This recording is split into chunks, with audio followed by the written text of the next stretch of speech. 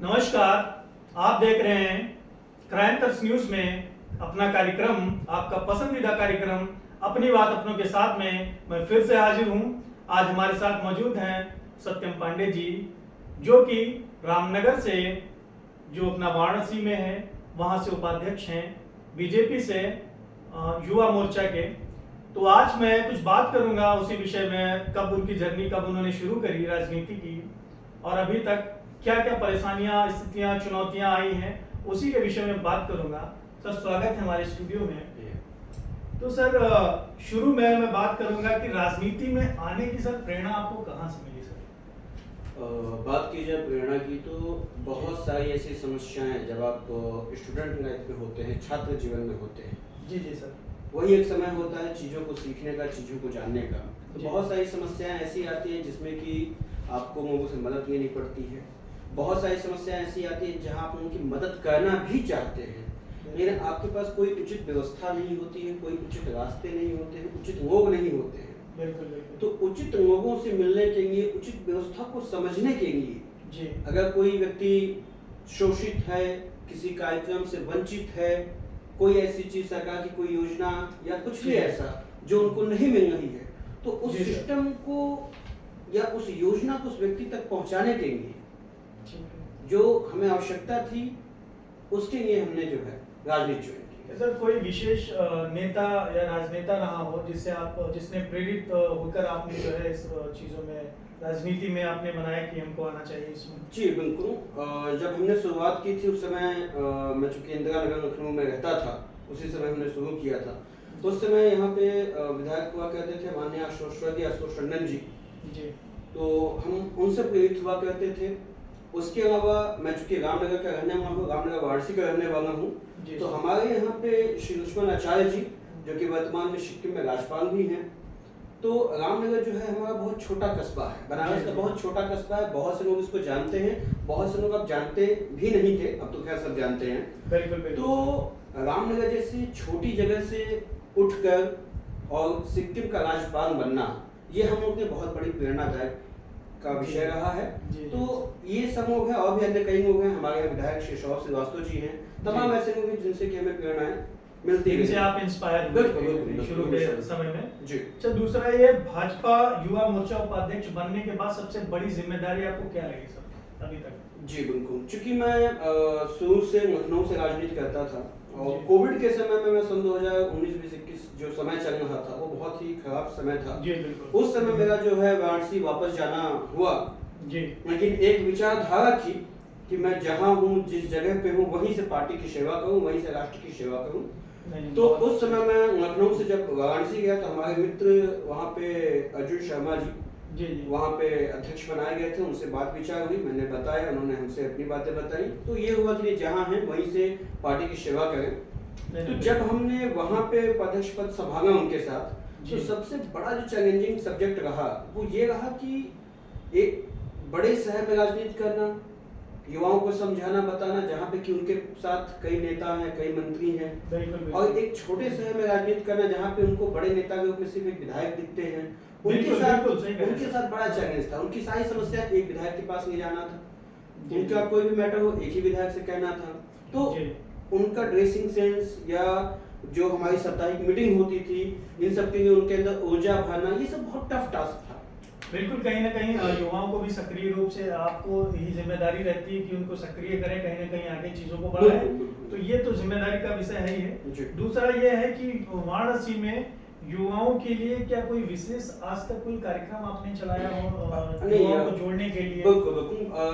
कोई विशेष कार्यक्रम हम लोग व्यक्तिगत तो नहीं चलाते थे, क्योंकि भाई हम लोग पार्टी के सिपाही हैं। तो जो भी कार्यक्रम तो नहीं होगा सर, वो तो खैर बात सही आपकी है, क्योंकि तो हमारी पूरी टीम जो है, अर्जुन शर्मा जी हैं हमारे यहाँ वाराणसी में अध्यक्ष, रजत श्रीवास्तव जी हैं, रजत जायसवाल जी हैं, चाहूंगा उनके माध्यम से बहुत से कार्यक्रम आते थे जिसमें कि हम सभी युवा बढ़ के हिस्सा भी लेते थे और जो नए युवा थे उनको सिखाने, समझाने, बताने का कार्य करते थे।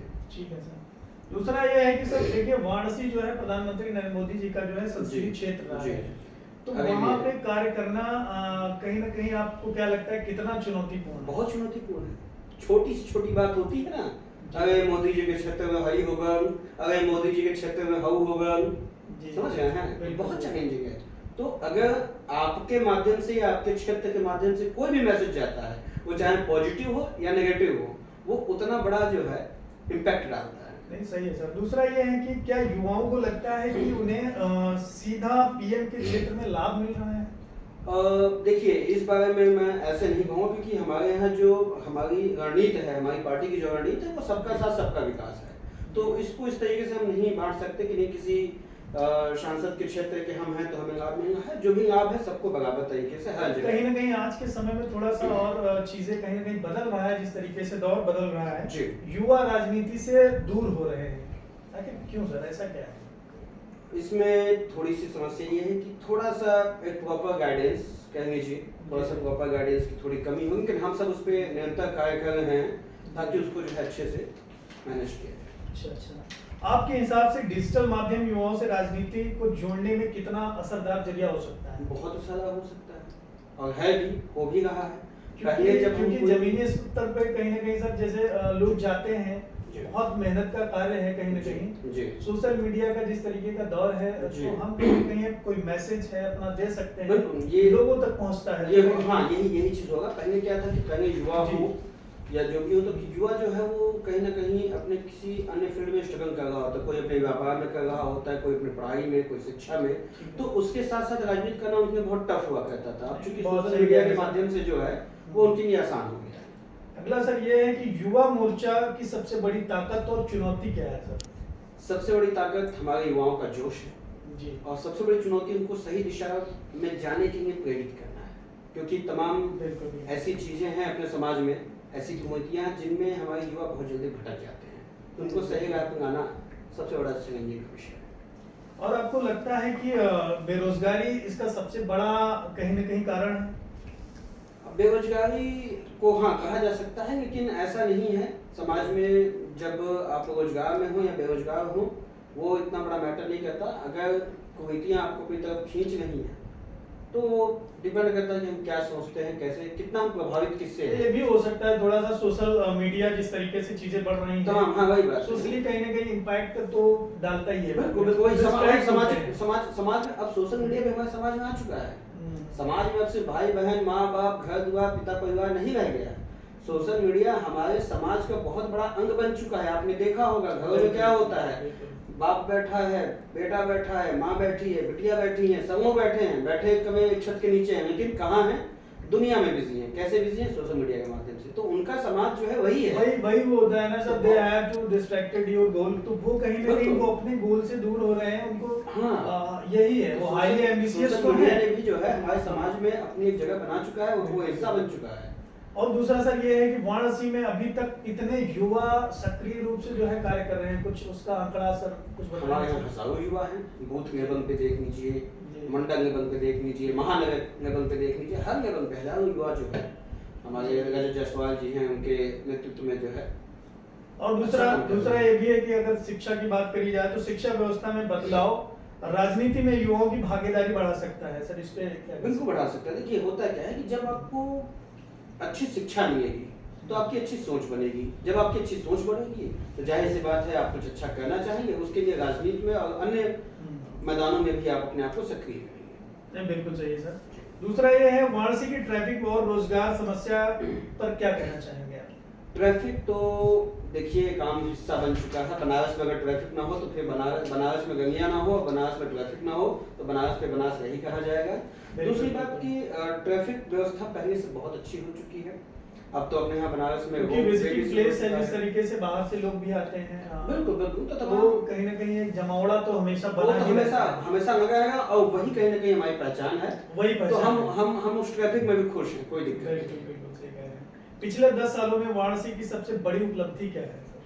हर हर महादेव। अब इससे बड़ी उपलब्धि में क्या बताऊं? सबसे बड़ी उपलब्धि हमारा काशी कॉरिडोर, ये तो है खैर। उसके बाद अभी रिसेंट में आपको ये तो कह रहे हैं, ये तो कहीं ना कहीं धर्म से चीजें आपकी जुड़ी हैं सर। नहीं, इसके अलावा मैं टेक्नोलॉजी की बात करूं तो अभी आपको जानकारी हुई होगी हमारे बनारस में रोप वे भी शुरू हो चुका है। अच्छा। अब सड़क पे ट्रैफिक में फंसने की जरूरत नहीं है, ऊपर रस्सी में झूले पे बैठिए और सीधा जहाँ जाना है उस पर चले जाइए। अच्छा। ये अच्छी सुविधा, इसका ट्रायल चल रहा है, लगभग पूर्ण हो चुका है। तो ये सब टेक्नोलॉजी का ही पार्ट है। 10 सालों में अगर वाराणसी की उपलब्धि की अगर बात करें सर, तो मेरा कहने का थोड़ा सा ये तात्पर्य था कि लोगों को रोजगार कितना मिला है वहाँ? बहुत रोजगार मिला है, रोजगार में कोई कमी नहीं है। अच्छा, बिल्कुल हर फील्ड में रोजगार मिला है, चाहे वो मंदिर से संबंधित हो, चाहे वो और दूसरा ये है कि नमामि गंगे जो है परियोजना है, उसके जी। क्या राय है सर? नमामि गंगे से बहुत फायदा हुआ है। फायदा मतलब किसी व्यक्ति विशेष को नहीं हुआ है। जी जी। हमारे जो हमारी आस्था की प्रतीक है हमारे बनारस की माँ गंगा, पहले जगह जगह क्या गांव और देहात में इसका असर दिख रहा है सर? बिल्कुल दिखा है। पहले जिस गंगा किनारे या गंगा में स्नान करने हमारे पवित्र त्योहारों के लोग जाते थे तो लोग कहते थे अरे बहुत गंदगी हो गंगा, बहुत हई हो गंगा, कहाँ वहाँ जाए के है। तो अब लोग अपने किसी भी पर्व पे आके स्नान ध्यान कर पाते हैं, उनको अच्छा लगता है। बढ़िया है सर। दूसरा ये है कहीं ना कहीं अभी जो चीजें हैं स्मार्ट सिटी जो प्रोजेक्ट है वो सर अभी कहाँ तक पहुँचा है? स्मार्ट सिटी का विजन बहुत बड़ा है, जी। ये कोई छोटा विजन नहीं किसको तुरंत एक्सपोज कर दिया जाए, बहुत बड़ा विजन है, उसमें बहुत संघर्ष भी है। कहीं ना कहीं शुरुआत दौर में क्या क्या अभी कुछ तो एक आंकड़ा तो आपके मन में होगा कि ये चीजें अभी तक हो रही हैं या आगे अभी कार्य जो है प्रोग्रेस में है? नहीं बिल्कुल है, जितने भी फ्लाईओवर्स वगैरह हैं जी। ताकि ट्रैफिक ना हो, स्मार्ट सिटी में तो यही है। जी जी बिल्कुल सुविधाएं मिले, ये सारी चीजें हो रही है बनारस में। भाई सड़कें हमारी अच्छी हों, बिल्कुल, रोशनी स्मार्ट सड़कों पे कहीं ना कहीं रहे, वो सारी चीजें डिजिटल हो रही है। व्यवस्था हमारी सही रही, बिल्कुल। तो ये कहीं ना कहीं हमारा स्मार्ट सिटी का ही पूरा नहीं प्रोजेक्ट है। निरंतर इस पर ध्यान दिया जा रहा है सरकार की तरफ से और बहुत अच्छे से किया भी जा रहा है। क्या पब्लिक ट्रांसपोर्ट इसमें शामिल है? बिल्कुल शामिल है, पब्लिक ट्रांसपोर्ट भी शामिल है, हमारी सड़कें शामिल हैं, सब शामिल है। ठीक है सर। योगी सरकार के दूसरे कार्यकाल का आकलन कुछ सर आपके पास? योगी सरकार जैसे है तो बहुत ब्रॉड हो जाएगा, एक दो चीजें हो तो गिनाया ना। नहीं, किसी भी एक विभाग के बारे में आप कह सकते हैं कि किसी में बेहतर सुधार हुआ हो जैसे? बिल्कुल कह सकते हैं। अभी रिसेंट में अभी हाल ही में कुछ आंकड़े आए थे जिसमें अपने जो सबसे इम्पोर्टेंट पार्ट है जो हमारे समाज से जुड़ा हुआ है वो है सफाई। जी बिल्कुल। अभी हम लखनऊ में बैठे हैं, लखनऊ जो है पूरे उत्तर प्रदेश में नंबर 1 पे था, लेकिन अभी जो स्थिति है सर उसकी बात बताएं। नहीं थोड़ी बहुत स्थितियां तो देखिए जब तक स्थिति बनेगी नहीं उसको हम सुधारेंगे। नहीं सर, आप क्या कहना चाहेंगे जैसे कि नगर निगम है, बहुत जगह पे ऐसी है परेशानियां, हम लोग के पास भी लोग आते हैं जी, तो वो कहते हैं कि सर हमारे यहाँ नालियाँ जिस तरीके से है उसमें भी नगर निगम ध्यान नहीं दे रहा है। जी, जी। जहाँ पे कूड़ा जमा हो रहा है वो ज्यादा होता जा रहा है, वहाँ पे भी कोई जो है नगर निगम कार्रवाई नहीं कर रहा है। नहीं तो उसके लिए क्या है, जैसे पहले क्या था कि पहले एप्लीकेशन देना होता था, लेटर लिखना होता था, कई बार एप्लीकेशन वहाँ तक पहुँच भी नहीं पाता था। लेकिन अभी सर थोड़ा ये सरलीकरण है, अभी डिजिटल हो गया। अभी एक नंबर नगर निगम के माध्यम से एक नंबर जो उपलब्ध कराया गया है। आप जैसे पहले पुलिस विभागों में भी यही था, एप्लीकेशन दिया जाता था तो कोई कार्रवाई नहीं होती थी। हमारी सरकार ने उसमें जो है 10 क्षेत्र स्टार्ट किया। आपका कहने का मतलब सक्रिय है, लेकिन तो उसी तरीके से नगर निगम ने अभी लेकिन एक सर नंबर जिस दिया है। तरीके के जो चीजें हैं लोग आते हैं वो कहते हैं कि तत्काल प्रभाव से कोई कार्य होता नहीं है, हम कहीं ना कहीं रोज एप्लीकेशन देते हैं, फोन करते हैं। कुछ ऐसे इलाके हैं इंटीरियर जहाँ पे परेशानियां हैं अभी भी सर। जी जी भाई ज्यादा कहीं ना कहीं जो चीजें जैसे कि कुछ ऐसे प्लेस हैं जो विजिटर प्लेस हैं जहाँ पे लोग ज्यादा मात्रा में या कह सकते हो पॉलिटिशियंस का आना जाना ज्यादा रहता है, वो प्लेसेस तो कहीं ना कहीं नीट एंड क्लीन है। हाँ। लेकिन जहाँ पे लोग थोड़ा सा ग्रामीण स्तर से भी जुड़े हुए हैं वहाँ पे सफाई का थोड़ा सा जो है परेशानी का विषय है। देखिए शुरुआत हो चुकी है, एक जगह से दूसरी जगह से तीसरी जगह, स्टेप बाय स्टेप ही चीजें सही होंगी। मान लीजिए आज वहाँ सब अच्छा हुआ तो कल यहाँ भी अच्छा होगा। अगर दूसरी बात करेंगे तो माफिया मुक्त देश का नारा कहाँ तक अभी लग रहा है आपको कि सफल रहा है? देख लीजिए, अभी कुछ दिन पहले बड़े नेता है, मैं नाम नहीं लूंगा बट हम सब जानते हैं, अभी हाल ही में उनकी जेल से रिहाई हुई। मीडिया बंधुओं ने उनसे पूछा कि अब आगे अगला कदम आपका क्या होगा, तो उन्होंने कहा कि मैं पहले दवाई खाऊंगा, खुद को स्वस्थ करूंगा। नहीं बहुत अच्छा है। कोई भी जो व्यक्ति पहले गाड़ी पे चढ़ के ऐसे बयान देते थे कि इनसे डरने की जरूरत नहीं है, ये ऐसे हैं वैसे हैं नौकरियां हैं, तो वो व्यक्ति कहे कि नहीं मैं कुछ नहीं कहूंगा, मैं पहले घर जाऊंगा, खुद को ठीक करूंगा, दवाई खाऊंगा। अच्छा एक चीज और बताइए जो अभी सर हुआ क्या है, जैसे कि जीएसटी में भी कई बदलाव हुए हैं, 2 स्लैब से हटा दिए गए उसमें, तो उसका असर अपने भारत की जनता पर क्या पड़ेगा सर? देखिए नवरात्र का पावन समय चल रहा है। नवरात्र के पहले दिन से जो है जीएसटी नए जीएसटी को लागू किया गया। ये एक बहुत बड़ा कह सकते हैं कि केंद्र सरकार का एक उपहार है हम सभी के लिए। ठीक है। और जिसका सबसे बड़ा जो इम्पैक्ट पड़ेगा वो भारत की आम जनता पे पड़ेगा, मध्यम वर्गीय पे पड़ेगा। नहीं, बहुत सही, उनको बहुत ठीक है सर। फायदे होंगे। आपका बहुत बहुत धन्यवाद है सत्यम साहब, जो है आपने बहुत अच्छी जानकारी आपने दी। और दूसरा ये है, अगर कोई आप संदेश देना चाहें वाराणसी के युवाओं को जी, तो सर आप बिल्कुल दे सकते मैं हैं। बिल्कुल देना चाहूँगा, क्योंकि मैं लगभग 15 साल से लखनऊ में ही हूँ, और कोविड के समय जब मैं वाराणसी वापस गया तब उनसे जुड़ाव हुआ। उसके बाद जब धीरे धीरे स्थिति सामान्य हुई तो मैं वापस लखनऊ आ गया हूँ, इसलिए वाराणसी में समय बहुत कम दे पाता हूँ। जी।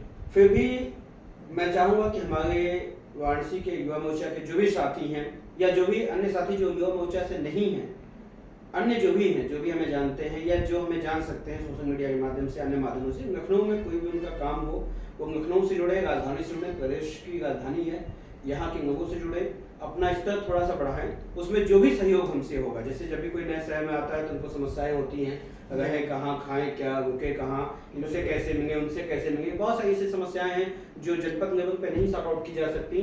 उसके लिए उनको एप्लीकेशन लखनऊ आना होता है, तो उसमें जो भी उनकी उचित मदद होगी, उनके रहने की व्यवस्था, उनके खाने की व्यवस्था, जिनसे उनको मिलना है उचित उनसे समय दिलाने की व्यवस्था, इसमें जो भी हमसे सहयोग होगा मैं लखनऊ से वापस सहयोग करूँगा। ठीक है सर, बहुत अच्छा है, आपने बहुत अच्छा बताया सब कुछ, जो है युवाओं को जो है आपने संदेश दिया। दूसरा, मैं आपको फिर से जो है धन्यवाद करूंगा सर कि आप जो है कीमती समय निकाल के हमारे स्टूडियो आए और बहुत सारी जानकारी साझा करी। फिर कभी जो है, कभी समय मिलेगा फिर जो है आप आइए, मेरा आपको जो है मैं आमंत्रित करूंगा आपको। और फर्क मिलते हैं सर एक नए वीडियो में। दर्शकों को मैं ये बोलूंगा कि इस वीडियो को ज्यादा से ज्यादा लोग शेयर करें, कमेंट करें। आपको लगता है कि कुछ और सुधार हो तो हम अच्छे अगले वीडियो जो बनाएंगे उसमें और बेहतर तरीके से चीजों को रखेंगे। तो बने रहें क्राइम कर्स न्यूज में, आपका अपना पसंदीदा कार्यक्रम अपनी बात अपनों के साथ में। मैं यहीं पर विदा लूंगा। शिवा वर्मा।